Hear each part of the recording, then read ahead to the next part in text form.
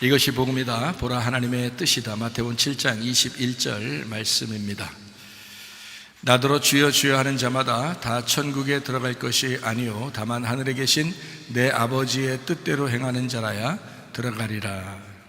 복음을 다시 설명합니다. 이사야 53장 5절 말씀. 주님이 찔리신 것은 우리의 허물 때문이요 주님이 상하신 것은 우리의 죄악 때문이라. 주님이 징계를 받음으로 우리가 평화를 누리게 되었고 주님이 채찍에 맞음으로 우리가 나음을 얻게 되었습니다. 고린도후서 6장 2절 말씀이요 보라 지금이라. 은혜 받는 것도 구원받는 것도 지금입니다. 예수님은 성령으로 잉태하셨습니다. 6월절 어린 양 예수님이 이 땅에 오셔서 우리를 구원하셨고 이제 그 주님은 침례받으실 때 우리의 모든 인류의 죄가 예수님에게 넘어가서 마귀에게 세 가지 시험을 광야에서 받을 때 다 승리하셨습니다. 그리고 3년만 동안 아버지의 일을 충실히 하시다가 십자가 못 박혀 돌아가시면서 우리의 모든 사망까지도 끝내셨습니다. 이 사실을 마음에 믿고 입으로 고백하면 구원받는다라고 되어 있습니다. 사람이 거듭나야 된다 그랬는데 이 거듭난다는 것은 쉽게 얘기해서 뭐라고 했어요? 주인이 바뀐다라는 얘기입니다. 내가 주인이었었는데 예수 그리스도가 주인이 되셨다라는 말입니다. 예수님이 주인 되셔서 여러분 살아가고 있죠. 예수님이 하라고 하는 대로 하죠, 여러분. 예수님이 하지 말라 그러면 안 하죠, 여러분. 그죠? 그게 쉽지 않죠. 쉽지 않을 때 늘 교회를 생각하시면 됩니다. 쉽지 않을 때 교회를 생각하셔서 여기 교회에서 하시는 말씀이 늘 우리에게 하는 말씀이 있지라고 생각하면서 날마다 그렇게 생각하고 사는 것이 그게 죽는 거고요. 그렇게 죽는 것이 사는 것입니다. 그래서 날마다 교회를 생각하고 내가 그 교회에서 흘러나오는 그 말씀대로 내가 순종하며 살아야지 하는 그런 마음을 가지고 살면 되는 거예요. 다 이렇게 100% 우리가 막 되는 것이 쉽지 않습니다. 그럼에도 불구하고 예수님의 믿음을 가지면 가능하구나라는 생각을 가지고 살면 되니까 우리 믿음이니까 잘 안 되는 거지 예수님의 믿음이면 되겠지라고 이제 좋은 생각을 가지면서 기다리면 주님께서 여러분을 인도해 주실 것입니다. 거듭난다라고 하는 것은 주인이 바뀌었다라는 말이고 다시 태어났다는 말이고 땅에서 태어난 사람이 하늘로서 다시 태어났다는 그런 의미가 거듭났다는 말씀입니다. 사도행전 4장 12절 말씀이요 다른로서는 구원받을 만한 이름을 우리에게 주신 적이 없다. 예수님만 구원자다라는 말입니다. 구원자요 회복자요 치료자가 되신다. 예수님이요. 갈라디아서 2장 20절 말씀이요 내 믿음 말고 예수 그리스도의 믿음으로 너가 살아야 된다. 그렇게 말씀하고 있습니다.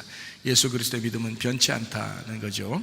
내 믿음은 변함이 있다. 그러나 예수님의 믿음은 변함이 없다. 이런 말씀입니다. 베드로전서 1장 9절 말씀 믿음의 결론이 영혼의 구원을 받는 것이다 라고 되어 있습니다. 영혼의 구원 참 중요하죠. 우리의 삶의 구원이니까. 누가복음 12장 20절 말씀 어리석은 사람은 자기가 언제 죽을지도 모르고 그냥 이 땅에 있는 것을 위해서 살아가는 사람, 이게 어리석은 사람이에요. 그러니까 우리가 언제 죽을지라도 후회하지 않는 인생을 내가 살아야 되겠다 이런 마음으로 여러분이 사시면 그 사람이 행복한 사람이고 믿음의 사람입니다. 베드로전서 2장 25절 말씀이요 베드로전서 2장 25절 말씀. 자, 우리가 예전에는 그런 사람이 아니었는데 주님에게 왔더니 주님이 우리의 영혼의 목자와 감독자가 되셨다. 그래서 우리를 영혼을 먹이시고 그리고 영혼을 잘 보호하고 지키고 감독하시는 그런 분이시다. 우리가 그분에게 왔다.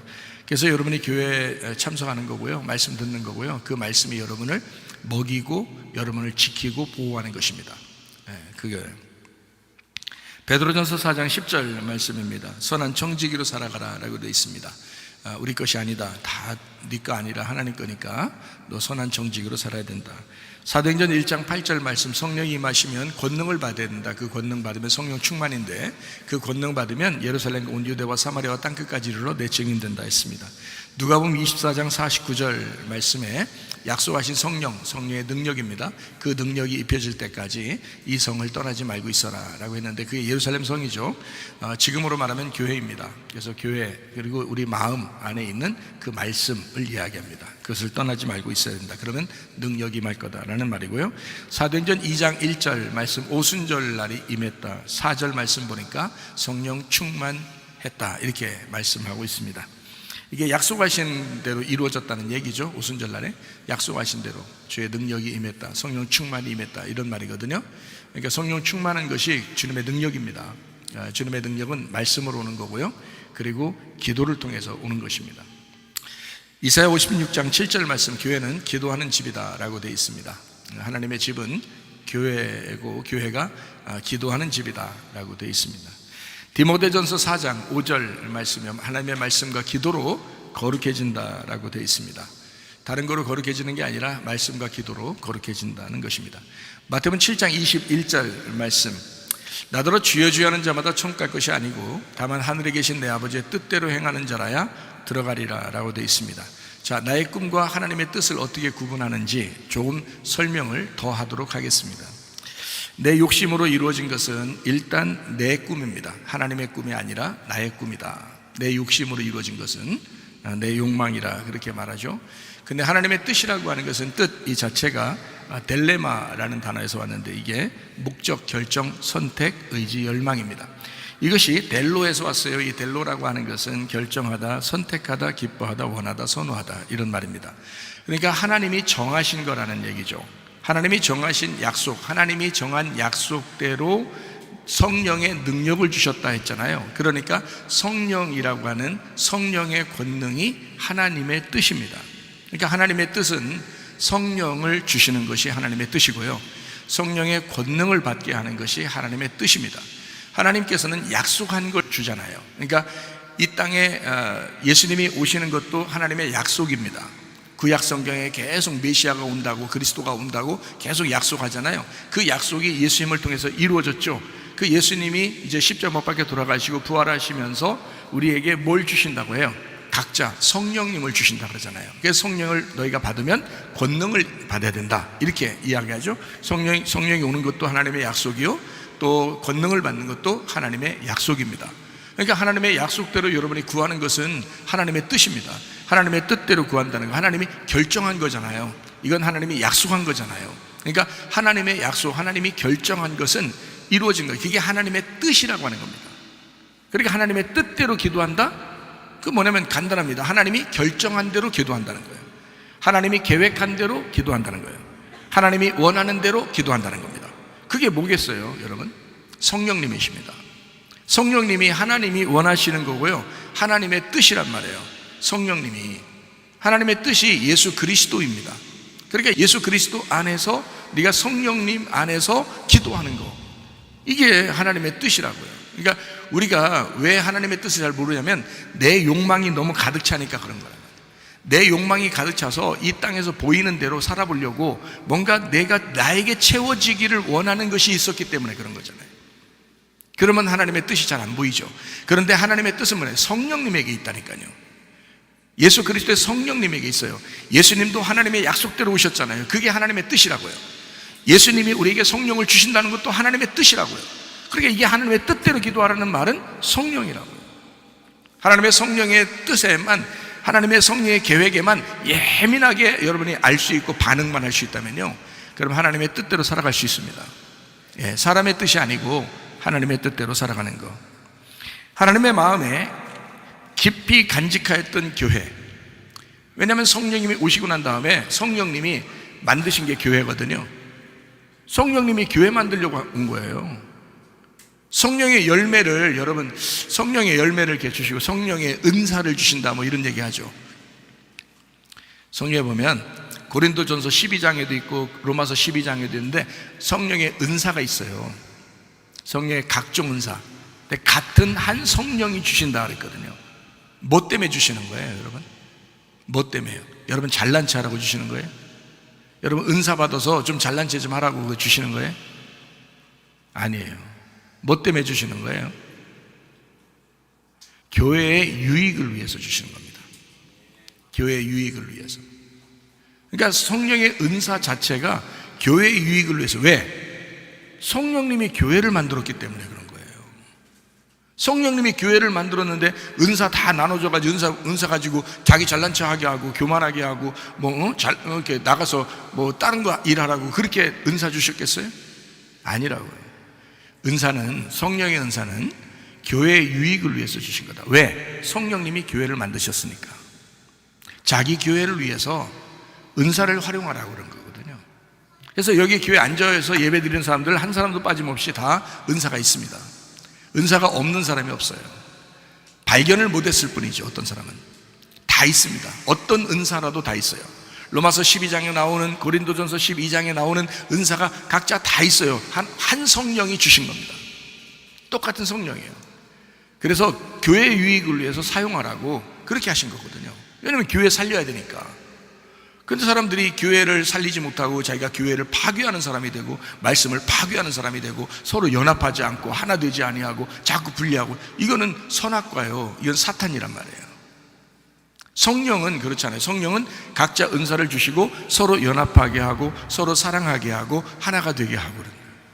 왜냐하면 교회가 세워져야 되니까, 교회가 바로 세워져야 되니까. 그게 주님의 뜻이었으니까. 하나님 아버지의 뜻, 하나님의 마음에 깊이 간직하였던 예수 그리스도를 통해서 교회가 이 땅에 드러나는 것, 이게 바로 하나님 아버지의 마음에 있었던 계획, 하나님의 열망, 하나님의 원하던 것이었다는 거예요. 여러분, 교회 무시하지 마세요. 교회 무시하면 큰일 납니다, 여러분. 예. 저도 모태신앙이라 뱃속부터 계속 지금까지 살아왔는데 사람들, 잘못된 사람들 많이 봤죠. 또 복받은 사람들도 많이 봤죠. 이 땅에서도. 왜 그런가? 교회를 무시한 사람들은요, 그건 반드시 심판받습니다, 여러분. 제가 여러분 심판하는 거 아닙니다. 오히려 제가 책망할 때 듣는 게 나아요. 하나님한테 심판받는다고요, 교회를 무시하게 되면요. 근데 교회를 위해서 살려고 하면은 반드시 그 사람에게 복이 임하고 그 자손에게 복이 임합니다. 반드시 그렇습니다. 하나님이 계획하고 열망하던 그 원하는 것이 교회였으니까 어쩔 수 없어요. 그래서 교회에 충성하고 복받은 그 자손들이 많습니다. 그 사람들이요, 간증하는 사람들도 참 많죠. 모든 마음이 교회 중심으로 되어 있을 때 그 가정이, 그거는 하나님이 복을 내려줄 수밖에 없다는 거죠. 그 교회가 하나님의 뜻이었기 때문에 그렇다. 자, 광야에 있던 이스라엘 백성들은 자기 욕망을 위해서 가나안 땅을 사모했기 때문에 그 욕망이 좌절되니까 하나님을 원망하게 되었다. 그래서 급기야 광야에서 다 멸망받는 사람이 되었다. 어떤 사람 빼놓고요, 여호수아와 갈렙 빼놓고. 그래서 우리는 누구 따라가야 된다? 여호수아와 갈렙 따라가야 된다. 예. 우리가 갈렙이면 여호수아 따라가면 되고요, 우리가 여호수아면 갈렙 따라가면 됩니다. 같이 따라가는 거예요. 예. 여호수아 갈렙은 가나안 땅을 하나님 약속으로 인정했습니다. 하나님이 주신다고 했으니까 보이지 않지만 믿음으로 나간 겁니다. 보이지 않지만. 예. 현실로 볼 때는, 사실로 볼 때는 막 절망스럽죠. 사실로 보면, 여러분 몸이 아프면 겉으로 보일 때는 진짜 아프잖아요. 예, 아프잖아요. 가정에 문제가 생기잖아요. 진짜 보는 게 막 씁쓸하잖아요. 그 가정에서 보는 게 씁쓸하잖아요. 또 이게 누가 문제가 생기거나 돈에 문제가 생기거나 막 이랬을 때도 진짜 현실로 보면은 막 막막하죠. 앞뒤 꽉 막힌 것 같고. 예, 그런 때가 있어요. 그렇지만 우리는 그 현실, 그 사실로 보는 게 아니라, 사실은 그렇지만 보이지 않는 믿음, 그 너머의 믿음이라고 하죠. 요단강을 건너간 그 가나안 땅의 믿음, 그 하나님의 약속이 분명히 있다라고 하는 것을 인정하고 나아가는 믿음, 보이지 않지만 여호수아 갈렙처럼 그 믿음으로 살아가면 반드시 하나님이 그 약속을 지키실 줄로 믿습니다. 네. 여호수아 갈렙이라는 사람이 하나님의 약속을 인정하다 보니까 민수기 13장 14장에 말씀에 있는 것처럼 하나님은 반드시 가나안 땅을 무조건 주실 것이다 라고 믿었습니다. 그래서 무조건 가나안 땅을 차지해야 되는데 함께 가야 된다는 거예요. 왜? 이 사람들은 자기들만을 얘기한 게 아니란 말이에요. 왜? 이 사람 하나님 뜻을 알았잖아요. 하나님의 약속을 알았잖아요. 그 사람들은 절대 자기 혼자를 생각하지 않습니다. 교회를 생각하거든요. 광야에 있는 이스라엘 백성들, 그 교회를 생각해서 함께 가자고 주장한 겁니다. 막 옷을 찢고 막 그냥 주장하고 그러죠. 같이 가자, 같이 가자, 우리 같이 차지하자, 막 이렇게 얘기하잖아요. 교회를 사랑하기 때문입니다. 그 백성 전체를 사랑하기 때문입니다. 우리 교회도 마찬가지예요. 한 사람 한 사람 여러분 각자 있는 것 같지만 전체가 모여서 교회이거든요. 그래서 서로가 다 잘 돼야 돼요. 서로가 다 복을 받아야 돼요. 여기 있는 사람들 영적 복을 누리셔야 되고요. 여러분 또 이 땅에서도 잘 되셔야 합니다. 그러니까 영적 복이 먼저예요. 영적 복이 없이 이 땅에 잘 되기만 하면 사람이 타락하기 쉬워요. 그리고 교만하고, 그런 건 다 소용없어요. 그런 거 하나도 안 부러워. 그런 거 부러워할 필요도 없어요. 영적인 축복을 먼저 부러워하셔야 돼요. 영적인 축복. 진짜 영적인 여호수아와 갈렙 같은 믿음이 저 사람에게 있구나. 나도 저런 믿음을 가지고 살아가야 되겠다. 이렇게 영적 축복을 받은 사람들이 되셔야 합니다. 하나님의 뜻은 이스라엘 백성 전체에 있다. 하나님의 뜻은 교회 전체에 있다. 그러니까 한 사람 한 사람도 중요하지만 그 한 사람 한 사람을 통해서 하나님은 교회를 이루시려고 하는 그 하나님의 계획이 있기 때문이다. 자, 사도행전 20장 28절 말씀이요. 하나님이 자기 피로 사신 교회라 이렇게 말씀했습니다. 그래서 교회를 사랑하는 것이 하나님을 사랑하는 것이다 라고 말씀하는 겁니다. 자기 아들과 딸을 사랑해주는 사람을 그 자녀의 부모가 좋아하듯이 예수님을 사랑하는 자를 하나님이 기뻐하십니다. 예수님하고 우리하고 떨어진 사람들이 아닙니다. 예수님이 뭐라고 그래요? 교회의 머리가 되신다 그러죠. 우리는 그리스도의 몸이라 그러죠. 그러니까 머리하고 몸이 떨어질 수가 있어요, 없어요? 없어요. 이게 떨어지면 안 된다고요. 간혹 살이 쪄서 목이 안 보이시는 분들도 있어요. 그건 괜찮아. 뭐만 있으면 사람이니까. 머리하고 몸만 있으면 사람. 간혹 팔다리도 없으신 분들도 있잖아요. 그래도 그 사람을 갖다가 뭐 욕하고 그럴 수 없죠. 왜냐하면 그분도 인간이고 사람이니까. 그럼 뭐가 있어야지 인간이가 사람이라 그래요? 머리하고 몸이 있어야지. 그래요. 그래서 몸에 이제 붙은 지체라고 그러죠. 팔이나 다리나 뭐 손톱이나 이런 것들은 몸에 붙어 있는 지체라 그러죠. 근데 전체적으로 크게 볼 때는 머리하고 몸이거든요. 머리하고 몸. 그래서 성경에는 그 두 가지를 얘기하는 거예요. 하나는 신랑이고 하나는 신부야 이렇게 말하는 거예요. 신랑이 예수님이고 예수님은 머리야. 그러니까 누구 말 따라야 돼? 신부가 신랑 말 따라야 되겠죠. 그러니까 여러분도 신랑 말 따르는 게 더 낫겠죠, 그죠? 신랑 말 따르는. 신랑이 머리니까 그런 거예요. 가정의 대표가 남자고 아버지가 가장이다. 아버지와 어머니가 있다. 이렇게 둘이 있어요. 하나는 머리고 하나는 몸이에요. 둘이 뗄래야 뗄 수 없는 관계라고요. 그러니까 우리가 예수님 혼자 그렇게 대우받으면 좋겠어요? 내가 없어져 버릴까? 이렇게 하면요 예수님이 벌벌 떨죠. 왜냐하면 너 없이 나는 아무것도 아닌데 그렇게 되는 거예요. 그죠? 그러니까 예수님도 마찬가지예요. 야, 네가 그렇게 너 자신 주장하고 말이야 내가 한번 없어져 버릴까? 그러면 우리는 아무것도 아니에요. 이 몸은 아무것도 아니라고. 머리가 없는데 아무 소용없지 이거. 그러니까 몸만 둥둥둥 떠다닌다고 생각해보세요. 몸이 그렇게 중요해서 몸이 둥둥둥 떠다녀. 이게 무슨 괴물이지 뭐예요. 그래도 우리 몸이 없어. 그럼 머리만 또 둥둥둥 떠다녀봐. 이거 엄청 괴물입니다. 그러니까 항상 목은 좀 살쪄서 안 보여도 머리하고 몸은 꼭 있어야 돼요. 머리하고 몸은 꼭 있어야 돼요. 그래서 그리스도와 교회가 서로 하나 된다. 신랑과 신부가 하나 됐다. 이게 성경의 창세기부터 요한계시록까지 핵심이에요. 그러니까 교회가 여러분 나는 예수님을 사랑해. 근데 교회는 뭐 무시해. 야 진짜 부드럽게 얘기하죠. 야 그러면 안 돼. 어리석은 사람이야. 그리스도는 교회를 위해서 사셨어. 교회 만들려고, 자기의 몸을 만들려고 사신 거야. 그러니까 교회와 그리스도는 뗄래야 뗄 수가 없어. 머리하고 몸은 뗄래야 뗄 수가 없는 게 성경이고, 성경의 핵심 하나님의 뜻, 이거는 계획된 거란 말이에요. 하나님의 뜻이라는 건 뭐라고요? 델레마, 델로라는 말이 뭐라고요? 계획된 거라고요. 계획된 하나님의 열망, 계획된 하나님의 그 마음속에 있는 하나님의 그 조직, 하나님의 열망, 하나님이 결정한 것이란 말이에요. 그러니까 하나님 결정해 놨으니까 못 거슬러 이거는. 그러니까 저도 교회를 위해서 충성해야 되고요, 여러분도 교회를 위해서 충성하는 거예요.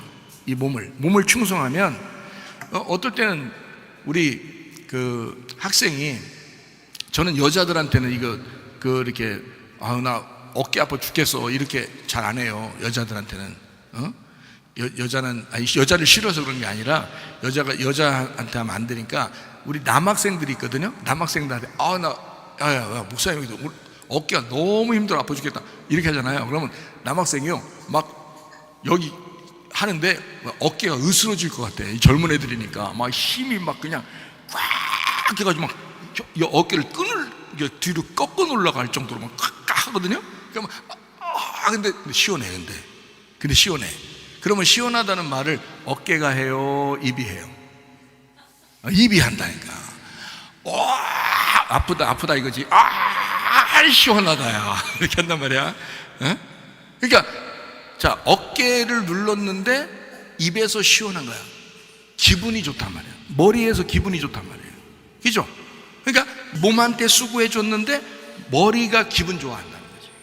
여러분, 교회를 수고하고 교회에 헌신하고 교회에 봉사하고 교회에 충성하는데 예수님이 아주 기뻐하시는 거예요. 예수님이 머리잖아요. 우리의 머리니까 예수님이 너무 기쁜 거야. 야, 행복하다, 기쁘다. 어떻게 했기 때문에? 네가 교회에 충성했으니까, 교회를 위해서 수고했으니까. 그러니까 내가 기쁘다, 내가 행복하다 그러는 거예요. 참 맞는 말이죠, 여러분. 머리와 몸, 아주 중요한 이야기입니다. 자, 예수님이 십자가를 지시고 교회를 세우셨습니다. 성령의 교회를 사랑하는 자를 하나님이 기뻐하십니다. 교회를 옮길 때도 여러분 규칙이 있습니다. 그래서요, 함부로 교회 옮기는 거 아닙니다. 교회 옮길 때도 사람들이 몰라서 이런 것도 설명해 줘야 되겠더라고. 사람들이. 어떤 목사님이 성경 공부를 하러 왔는데 이러더라고요. 자기네 교회를 이제 크게 건축을 했어요. 그래서 공사를 이제 크게 하고 이제 말씀을 이제 나눠야 되잖아요. 그러니까 이제 저는 이제 목사로서 설교하는 게 가장 중요하다 생각하는 사람이거든요. 왜 그러냐면 목사니까 먹을 걸 줘야 되잖아요. 근데 나는 설교를 준비할 때 뭐 5분이면 다 설교가 나온단 말이에요. 그래서 설교에 대해서 고민을 잘 안 해요. 자유하단 말이에요. 설교하는 데 있어서 아주 자유하다고요. 설교하는 시간이 가장 행복하고 시간이 널널하고 시간이요. 그런데 이제 어떤 목사님들은 이제 힘들어하거든요. 설교 준비할 때 너무 힘들어하고. 저도 옛날에는 좀 힘들었어요. 그래서 하나님 앞에 말씀을 이제 좀 알기를 원했고, 또 하나님께서는 말씀을 제가 회개할 때, 은혜 받을 때 말씀을 주셨습니다. 그래서 지금은 진리 안에서 자유하게 된 거예요. 이게 참 자유하게 됐어요. 그러니까 말씀을, 설교를 마음껏 이제 즐겁게 자유롭게 할 수 있게 됐으니까 그런 걸 이제 알거든요, 그 목사님이. 그래서 이제 그 부분을 좀 배우고 싶어서 이제 오게 됐어요. 그래서 말씀을 나누는데 참 그러더라고요. 참 성도들 설교해도 참 안 바뀌어요. 그러더라고요. 참 안 바뀌어요. 그러면 왜 그러냐, 이게 자기 참 힘 빠진다는 거예요. 설교를 그렇게 해도 안 바뀌니까 참 힘 빠진다 그래요. 그래서 제가 뭐라고 할게요? 야, 어디나 마찬가지야. 어디나 다 마찬가지예요. 안 바뀌어요. 사람 안 바뀝니다. 그럼 어떻게 해야지 바뀌냐? 어떻게 해야? 여러분 잘 보세요. 죽어야 바뀝니다. 죽어야 바뀌어요. 죽지 않으면요, 안 바뀌어요. 아무리 좋은 말씀을 제가 진리 안에서 자유하고 제가 진리 안에서 마음껏 설교를 해도 안 바뀝니다. 왜 안 바뀌는 줄 알아요? 죽지 않아서 그런 거예요. 안 죽으면요, 안 바뀌어요. 어느 교회도 마찬가지입니다. 그러나 이제 목사가 설교를 이제 자유롭게 해야 되고 말씀을 알아야 되는 것은 자기가 후회하지 않기 위해서예요.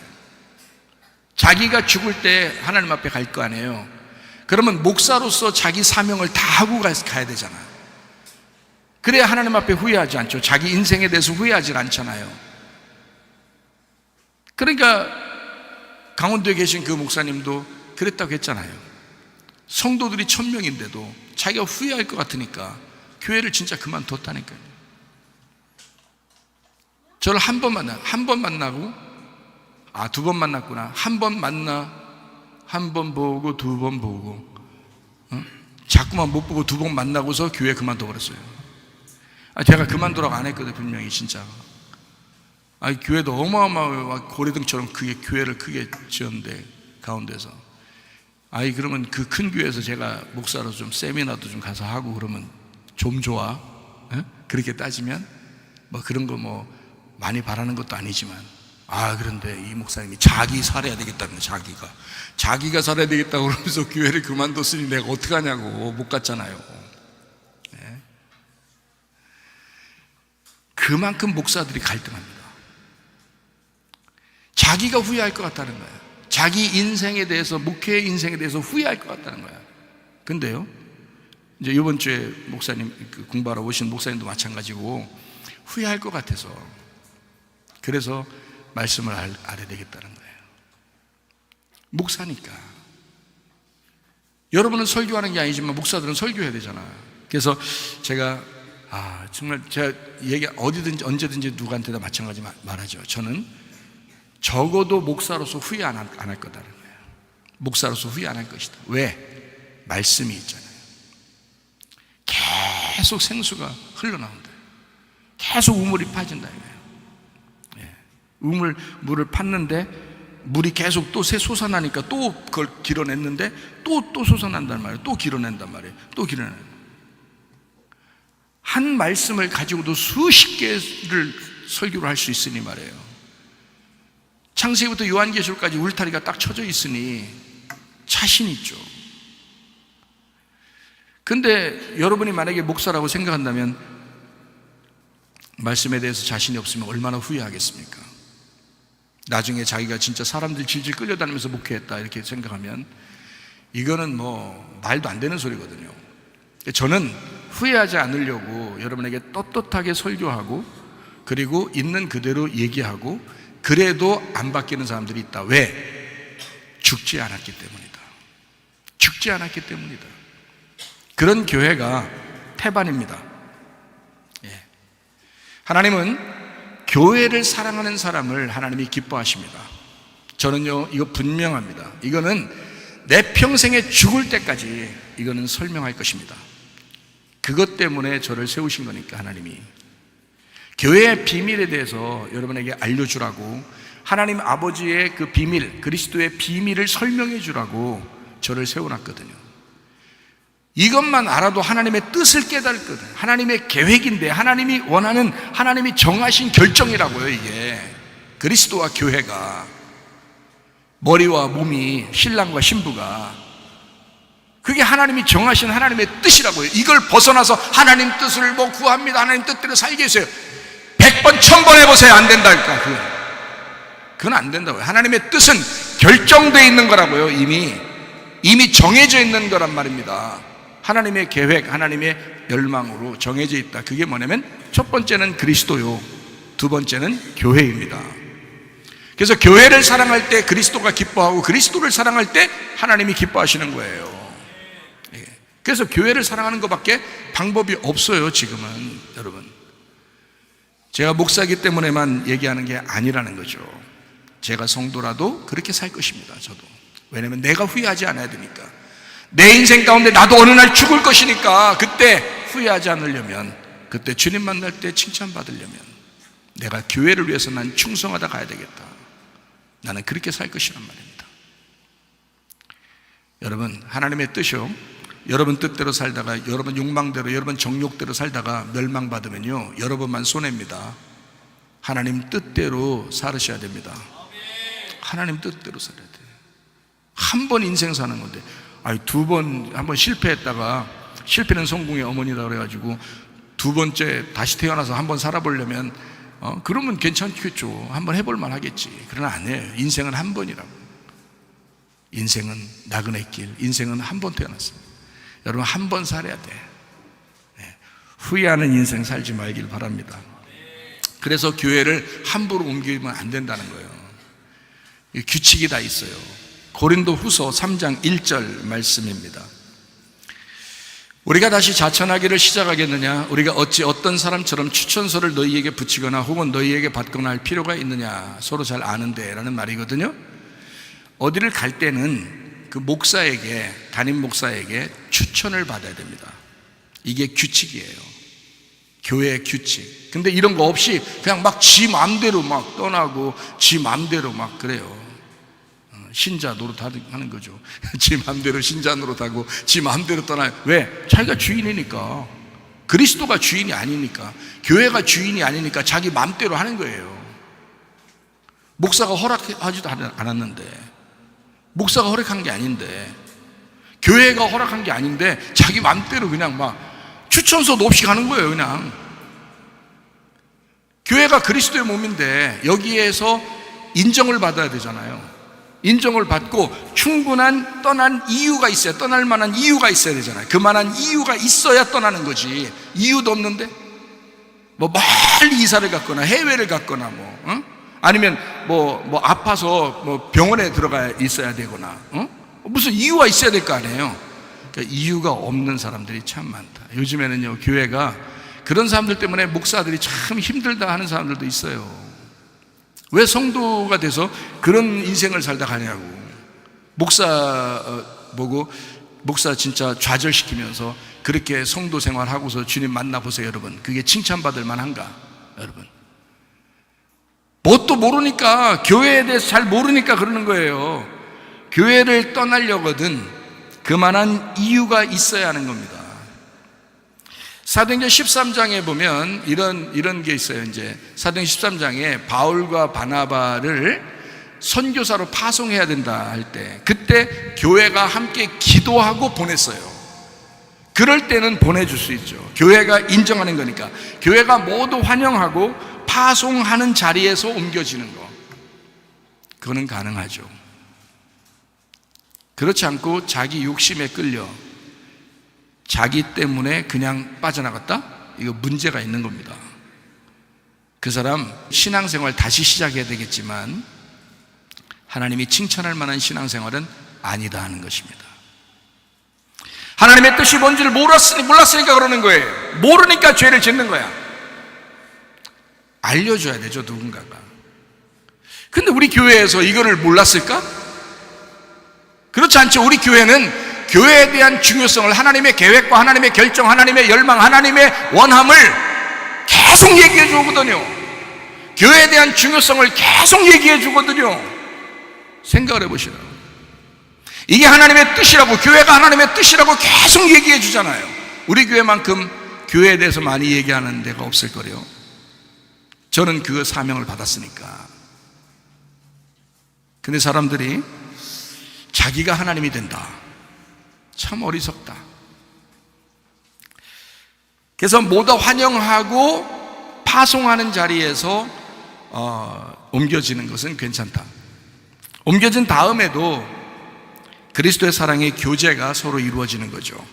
어느 날이라도 와서 교제하고 뭐 이렇게. 근데 교회들마다 이렇게 가만히 사람들 보니까요, 뭐 목사파, 장로파도 싸우기도 하고 막 그냥 분리가 되고 막 이러는데요, 서로 사탄이래. 서로 사탄. 그러면서 만나지도 않아요. 모이지도 않아요. 서로 밥 같이 먹지도 않아요. 서로 미워하는데 저쪽이 사탄이라는 거예요. 저쪽을 멸망시켜 달라는 거예요. 이런 사람들도 있어요. 참 어처구니 없죠. 교회가 뭔지를 몰라서 그렇습니다. 한 피로 세워진 교회의 일원이기 때문에 우리가 어디에 옮겨져도 서로 사랑의 교제가 있어야 되거든요, 원래가. 근데 그게 안 된다고. 이상하잖아요. 이상하죠. 사람 참 이상하면 치과 가야 되는데.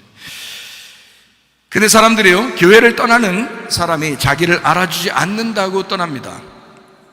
누구 때문에 기분이 안 좋아서 떠난다고 그럽니다. 그거는 교회를 잘 몰라서 그렇습니다. 하나님의 뜻이 무엇인지를 분별하지 못해서 그렇습니다. 교회가 자기 마음의 중심이 아니어서 하는 짓입니다. 교회를 몰라도 너무 몰라서 하는 짓입니다. 자기 욕심에 끌려 미혹된 것입니다. 사탄의 역사예요. 그 속에 마귀가 틈탄 것입니다.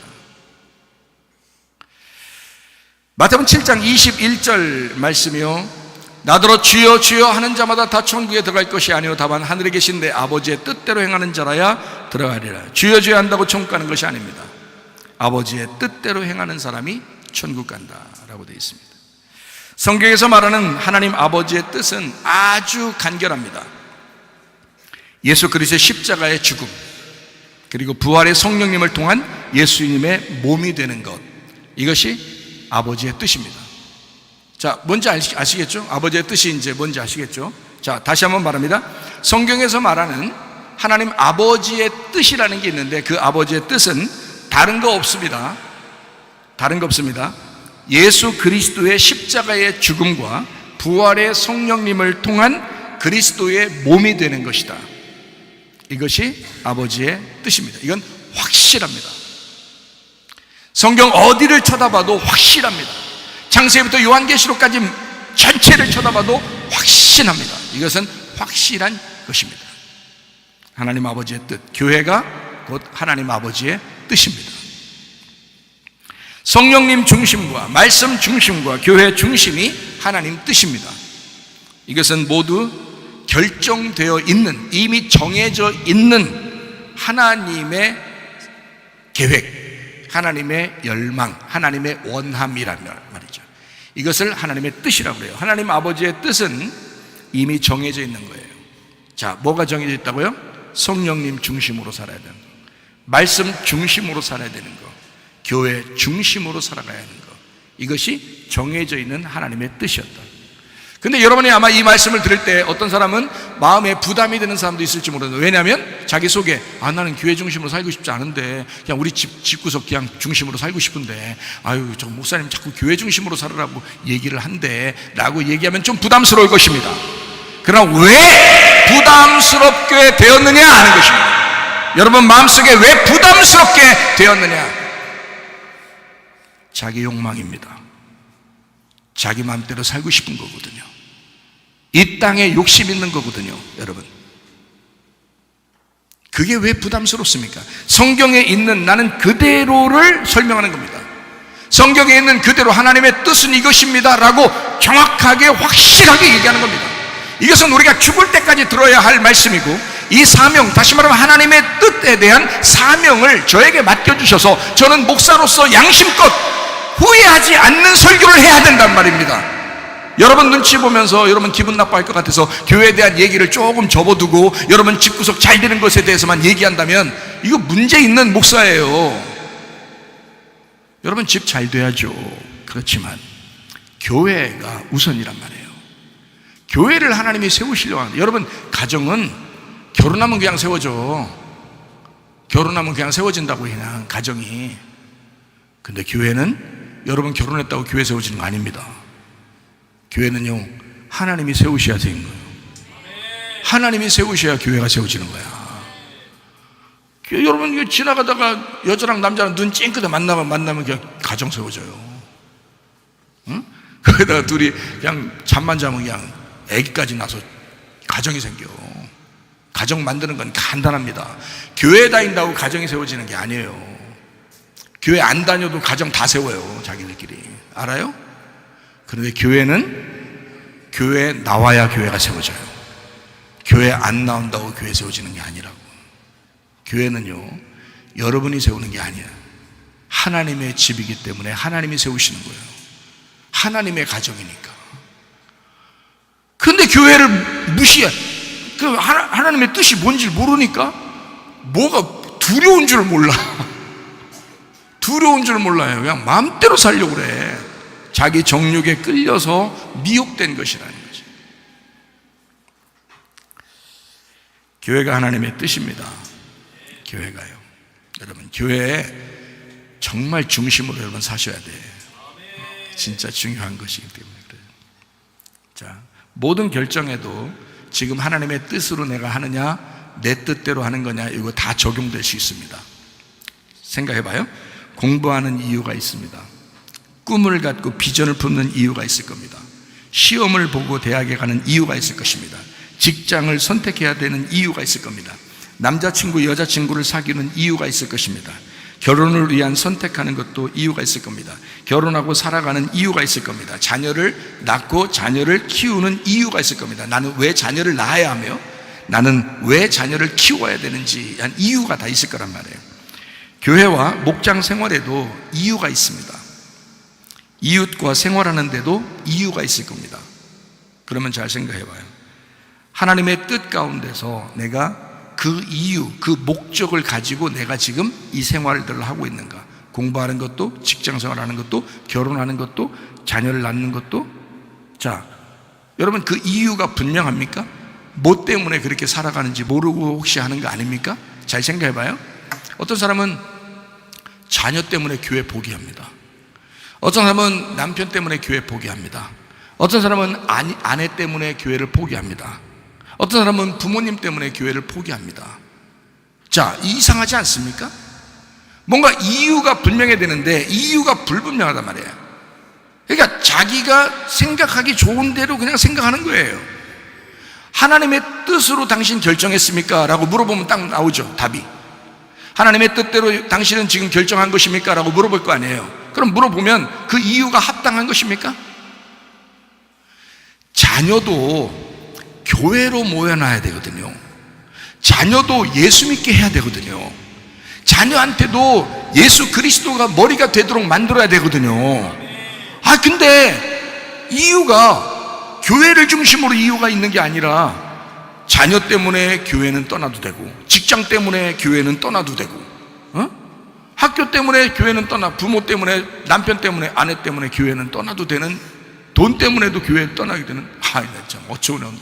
옛날에 어떤 학생이 있었는데, 지금 걔가 교회 다니나 안 다닐까 아마. 근데 옛날에 한번 우리 교회 나오는 학생이 있었는데, 고등학교 때, 옛날 그때가 한 30년 전쯤 되니까요. 그때 우리 교회에 학생이 고등학생인데, 고등학교 때 애를 장학금 주는 데가 없잖아요. 거의 고등학교 때는 공부 잘했다고 장학금 별로 안 주거든요. 그때는. 지금은 어떤지 모르겠지만. 근데 그때 한번 시험 본다고 기도해달라고 하더라고요. 그 학생이. 어떻게 기도하냐면, 걔가 이번 1등을 하면 장학금 준대요. 그러더라고요. 1등 하면 장학금 준대요. 야, 그래가지고 기도하고 싶대, 괜히. 그래서 어떻게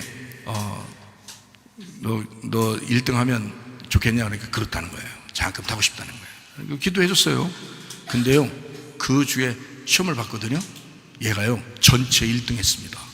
그래서 장학금 100만 원을 탔어요. 그때 시기에 100만 원을. 그 100만 원 가지고 날랐어요. 이게 뭐요, 이게 뭐냐고. 그거 교회 가지고 이제 분명히 기도해서 얘가 지금 1등 한 거는 사실이에요. 그러니까 얘가 생각할 때 이거 헌금해야 되겠거든? 천열매잖아. 1등 했잖아. 천열매잖아. 전체 1등 해본 적이 처음이잖아. 장학금 받은 것도 처음이잖아. 천열매잖아. 우리가 천열매 드리면 용돈도 다 나눠주고 그럴 거 아니에요. 그러면 되거든? 야, 근데 그 욕심이 갑자기 딱 생겼는가 봐요. 이게 큰 돈이거든요. 학생한테는 그게 큰 돈이에요. 이거 가지고 날려버린 거야. 야, 이런 애도 있더라고. 그게 뭐야?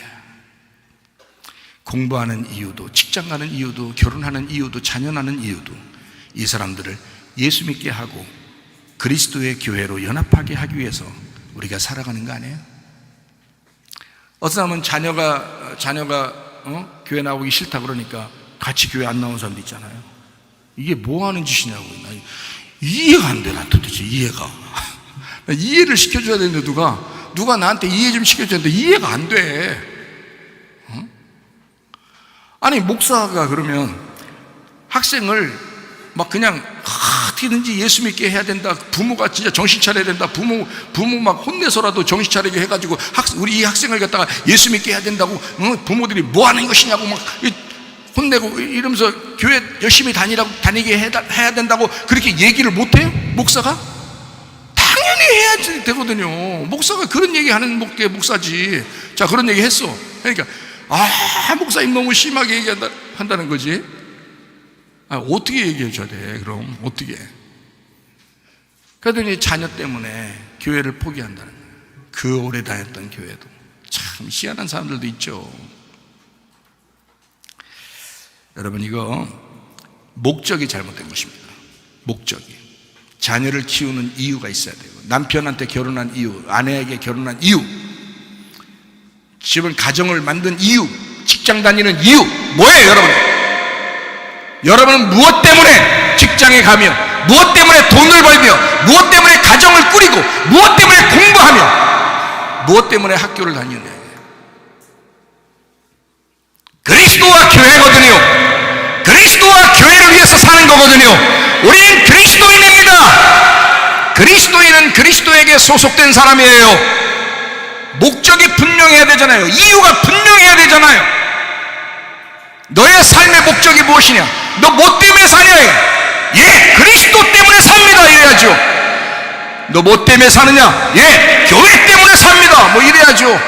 당연한 거 아닙니까? 그렇다고 가정답게 살지 못하게 하는 거 봤습니까? 아니에요. 저도 제 가정에서 충실합니다. 저도요. 어머님한테 충실하게 해드리고요. 우리 아내에게 충실하고, 우리 자녀들에게 내가 충실하게 하려고 하는 겁니다.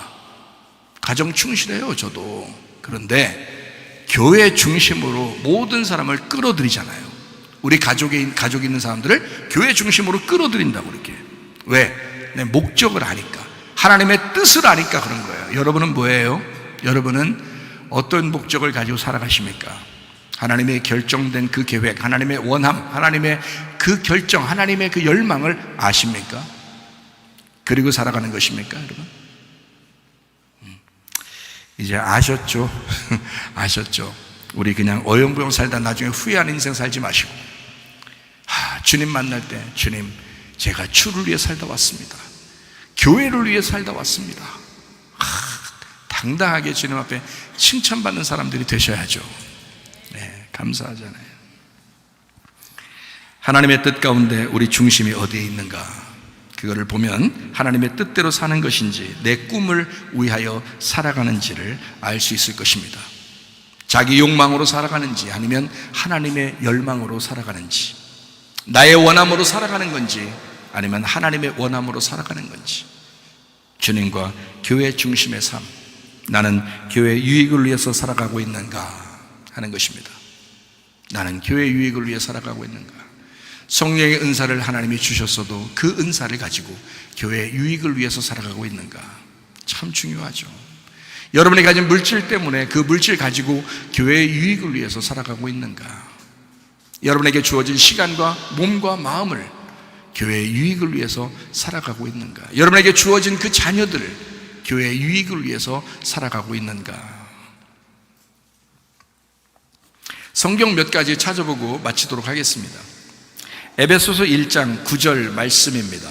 그 뜻의 비밀을 우리에게 알리신 것이요 그의 기뻐하심을 따라 그리스도 안에서 때가 찬 경륜을 위하여 예정하신 것이니. 이게요, 에베소 1장에 나오는 말씀이잖아요. 이게 교회에 대한 이야기입니다. 교회에 대한 이야기. 그 뜻의 비밀을 우리에게 알리셨다. 이게 교회라는 겁니다. 에베소서 3장 3절 말씀이요, 곧 계시로 내게 비밀을 알게 하신 것은 내가 먼저 간단히 기록함과 같으니. 이게 교회에 대한 이야기입니다. 주님이 계시로 자기에게 비밀을 알게 하셨다. 이게 교회입니다. 저도 그 교회, 하나님의 뜻의 비밀, 그 뜻을 정확하게 알고, 그래서 여러분이 아무리 여러분이 다른 얘기 좀 해주세요, 부드럽게 얘기해 주세요, 딴 얘기 좀 섞어서 해주세요 해도 전 안 됩니다. 저는요, 제가 후회할 짓을 뭐 하랍니까? 그렇게 안 돼요. 이건 주구장창 죽을 때까지 저는 그 사명을 따라 사는 사람이에요. 그 뜻의 비밀을 깨닫게 하려고, 그 뜻, 다시 말하면 아버지의 뜻대로 살아가게 만들려고, 그게 교회라고 하는 그 비밀이니까 그걸 설명해 주고 싶어서 그 얘기 하다 갈 거예요. 저는요 제가 살아있는 한 그 얘기하다 갈 거예요. 에베소서 3장 4절 말씀이요, 그것을 읽으면 내가 그리스도의 비밀을 깨달은 것을 너희가 알 수 있을 것이다 라고 되어 있습니다. 에베소 3장 9절 말씀이요, 영원부터 만물을 창조하신 하나님 속에 감춰졌던 비밀의 경륜이 어떠한 것을 드러나게 했다라고 했습니다. 감춰졌던 비밀의 경륜이 드러났다. 에베소 5장 32절 말씀이요, 이 비밀이 크도다. 나는 그리스도와 교회에 대하여 말하노라. 자, 비밀이 뭔지 이제 아셨겠죠? 자, 바울이 에베소서를 쓰면서 하나님의 비밀이 있다, 그리스도의 비밀이 있다. 무엇이냐? 그리스도와 교회다. 이 비밀은 놀라운 것이다. 신랑과 신부와 같이 하나 된 것이다. 그리스도와 교회다. 그리스도를 사랑한다고 말을 하면서 교회 사랑하지 않는 사람이 있습니다. 교회 사랑한다 하면서 그리스도를 사랑하지 않는 사람이 있습니다. 안 됩니다. 그리스도와 교회를 같이 사랑하는 겁니다. 그런데 그리스도가 보이지 않으니 교회 안에 계신 그리스도를 사랑하는 것은 교회를 사랑하는 것이 그리스도를 사랑하는 것이다. 이렇게 되는 것입니다. 에베소 6장 19절 말씀입니다. 또 나를 위하여 구할 것은 내게 말씀을 주사 나로 입을 열어 복음의 비밀을 담대히 알리게 하옵소서 할 것이니. 제가 그 사명 받았습니다. 제가 이 사명 받은 거예요. 그러니까 저를 위해서 기도할 때는 하나님, 우리 목사님이 그 사명 받았다는데 죽을 때까지 주구장창 그리스도의 비밀을 설명하고 교회에 대한 사명을 설명하다가 주님 만나게 해주십시오라고 기도하면 딱 맞는 얘기예요. 그게 복음이니까. 그게 복음의 비밀이라고요. 저에게 맡겨주신 바울도 그걸 맡았다고요. 바울도. 그래서 바울이 교회에 대한 그 비밀을 아주 많이 깨달은 사람이고요. 제가 이렇게 보니까, 성경을 보니까 바울에게 비춰진 그 빛이 놀랍습니다. 그 교회에 대한 그 빛은 바울의 시대에 와서 확 열렸습니다. 우리는 그냥 보기만 하면 되는 거예요. 성경을 보기만 하면 그 비밀을 깨닫게 되는 거죠. 골로새서 1장 26절 말씀입니다. 이 비밀은 만세와 만대로부터 감추어졌던 것인데 이제는 그의 성도들에게 나타났고. 교회잖아요. 교회, 성도들. 그 비밀은 성도들에게 나타났다. 그런데 그 비밀을 모르고 사는 사람이 얼마나 많은가? 응? 아주 어리석죠. 불쌍하죠. 여러분, 비밀은 만세와 만대로부터 감춰졌던 것인데 이제 성도들에게 나타나서 교회를 만들었단 말입니다. 여러분, 참 놀랍죠. 골로새 1장 27절 말씀이요, 하나님이 그들로 하여금 이 비밀의 영광이 이방인 가운데도, 그러니까 우리 이방인들죠, 이방인 가운데 얼마나 풍성한지를 알게 하려 하심이라. 이 비밀은 너희 안에 계신 그리스도니 곧 영광의 소망이라. 그 비밀이 이방인 가운데도 나타나서 이방의 교회가 얼마나 많아졌습니까? 놀랍죠. 골로새서 2장 2절 말씀입니다. 이는 그들로 마음의 위안을 받고 사랑 안에서 연합하여 확실한 이해의 모든 풍성함과 하나님의 비밀인 그리스도를 깨닫게 하려 합니다. 하나님의 비밀이 그리스도래요. 골로새서 4장 3절 말씀이요, 또한 우리를 위하여 기도하되 하나님이 전도할 문을 우리에게 열어주사 그리스도의 비밀을 말하게 하시기를 구하라. 내가 이 일 때문에 매임을 당하였노라. 예, 그리스도의 비밀, 이게 뭐예요? 교회입니다. 교회. 골로새서 4장 4절 말씀입니다. 그리하면 내가 마땅히 할 말로서 이 비밀을 나타내리라. 그 비밀이 뭐라고요? 그리스도를 통한 교회에 세워짐입니다. 네, 교회에서.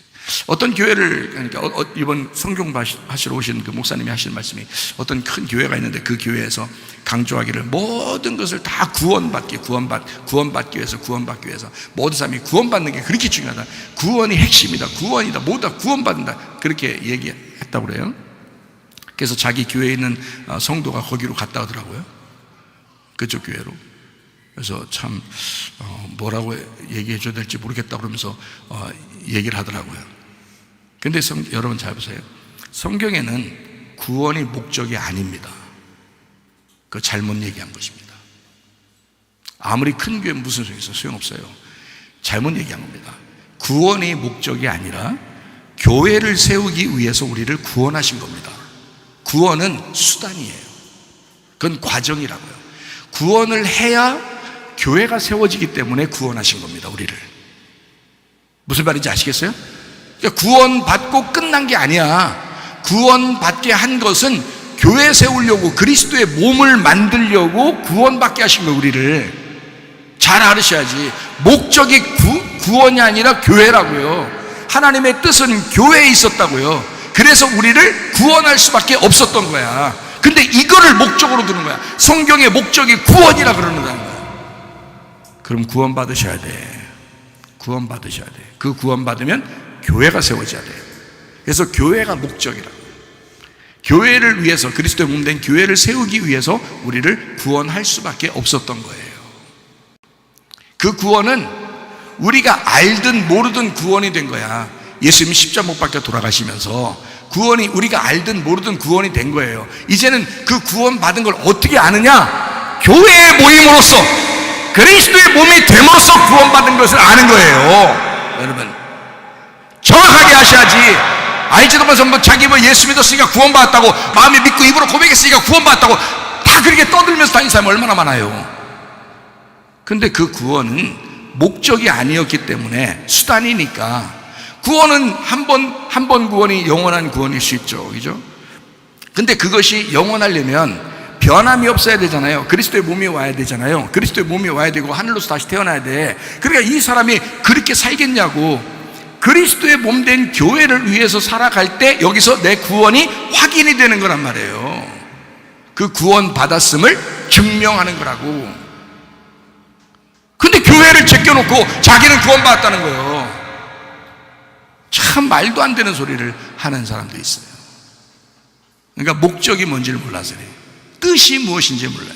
하나님 아버지의 뜻이라는 게 있어요. 하나님의 계획이야. 하나님이 결정해 놓은 게 있단 말이에요. 결정해 놓은 것은, 여러분, 제가 이거를 은혜 받고 이렇게 보면서요, 창세기부터 요한계시록까지 하나로 쫙 연결되어 있는데, 이게 마지막 요한계시록에 가서 새 예루살렘이라는 신부 교회가 나와요. 그거로 끝나는 거야, 이 성경이. 그러면 처음부터 그걸 계획하고 있었던 거야. 이 결론 부분, 다시 말하면 새 예루살렘이라는 신부인 교회를 위하여 아담도 창조하고 이 세상도 만들고 그런 거예요. 이걸 때문에 이 교회를 만들려고, 이 하나님의 교회, 예수 그리스도라는 몸을 만들려고, 신부인 교회를 만들려고 이걸 사람을 만들 수밖에 없었던 거예요. 많은 사람이 구원 못 받아도, 많은 사람이 그리스도의 몸이 못 돼도 일단 그리스도의 몸을 만들려고 하는 거죠. 노아의 방주에 들어간 사람이 8명밖에 안 되잖아요. 소돔과 고모라에서 구원받은 사람이 롯하고 그 2딸밖에 없잖아요. 구원받은 사람은 그렇게 많은 사람이 아닙니다. 광야에 이스라엘 백성들이 다 나왔다가 가나안 땅까지 들어가서 거기 땅을 차지한 사람은 2사람밖에 없다는, 여호수아 갈렙. 이렇게 적은 것입니다. 그래서 좁은 문이라고 그러는 거예요. 그 교회를 끝까지 지켜낼 수 있느냐 하는 거예요. 그게 너의 구원을 확인하는 것이다. 성경의 마침표니까, 그게 성경의 마침. 그래서 중간에 자꾸 멸망하는 거예요. 사람들이 중간에, 그 중간에 멸망하도록 사탄이 오는 거고요. 그 사탄의 사람들이 넘어진 거란 말입니다. 왜냐면 사탄은 하나님의 뜻을 거스리려고 그러고 하나님의 뜻대로 되지 않게 하려고 하는 게 사탄이니까. 근데 하나님의 뜻은 분명히 이루어질 것입니다. 음부의 권세가 이기지 못하는 교회가 있습니다. 하나님의 뜻대로 사는 사람들이 있습니다. 그 사람들 때문에 교회가 건재한 거예요. 이해가 되시죠? 하나님의 뜻은 그리스도와 교회입니다. 하나님의 비밀은 그리스도요, 그리스도의 비밀은 교회입니다. 분명해졌죠? 분명했습니다. 이제 말을 정리합니다. 최초의 가정도 하나님이 디자인하고 만드셨습니다. 자신의 몸 된 교회도 자기가 직접 만드셨습니다. 가정을 이룬 목적 이상으로 교회를 이룬 목적은 더 중요합니다. 성령을 체험하면 이 모든 것을 알게 될 것입니다. 성령님이 해답입니다. 그래서 성령님이 와야 교회가 세워지게 만들어놨어요. 근데 여러분, 교회를 무시하는 사람들, 여러분 속에 성령님이 계신지 확인해 보세요. 성령은 반드시 여러분 교회를 무시하지 못하게 돼 있어요. 성령은 자기가 세운 교회를 충성스럽게 만들 수밖에 없기 때문에 성령님이 해답이니까. 그래서 성령님이 들어오시면 그 사람을 교회에 충성하게 만들어요. 만약에 교회에 충성하지 못하는 사람이 있다면 여러분 속에 점검하시고요, 성령 충만 달라고 기도하시면 됩니다. 예. 성령의 인도를 따라 사는 사람이 승리자입니다. 이긴 자라 그러죠. 성령의 인도를 따라 사는 사람, 하나님의 뜻대로 살아가는 것은 성령의 뜻대로 살아가는 것을 말합니다. 마음 안에서 성령님이 말씀하실 것입니다. 마음 속에 있는 그 성령님께서 말씀하시는 것을, 그 귀를, 마음의 귀를 열어서 그 귀를 기울여서 들어보시면 압니다. 모든 것을 생각나게 하시고 선한 것으로 인도하실 것입니다. 여러분 그 성령으로 충만하게 살다가 주님 만나시기를 바랍니다. 우리 하나님 아버지 사랑과 은혜를 감사를 드립니다. 하나님, 주님의 뜻이 무엇인지 알았습니다. 그리스도의 비밀이 무엇인지 알았습니다. 하나님, 그리스도와 교회가 연합하여 하나 되고, 하나님 우리 모두가 그리스도 안에서 서로 사랑하고 하나 되어 연합하여 그렇게 주님과 동행하다가 주님 만나게 도와주시옵소서. 주님의 뜻대로 살다가 주님 만나게 하옵소서. 예수님 존귀하신 이름 받들어 기도 올려옵나이다. 아멘. 주님 감사합니다. 우리 하나님 아버지 함께 하시고 사랑하심을 감사합니다.